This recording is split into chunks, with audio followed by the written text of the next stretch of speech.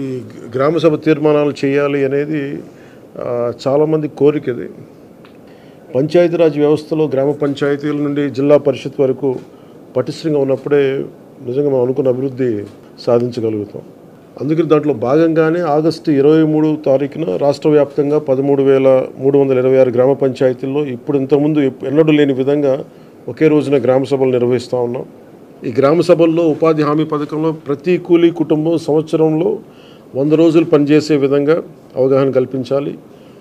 కూలీలకి ఉన్న హక్కులను తెలియజేయాలి.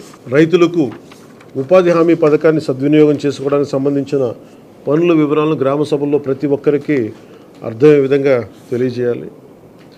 ఇకపైన ఉపాధి హామీ పథకాన్ని సమర్థవంతంగా అమలు చేయడానికి మనందరం కలిసి పనిచేద్దాం. పథకం అమలులో మన రాష్ట్రాన్ని దేశంలోనే మళ్ళా మొదటి స్థానంలో ఉంచడానికి కృషి చేయాలని కోరుకుంటా ఉన్నాను.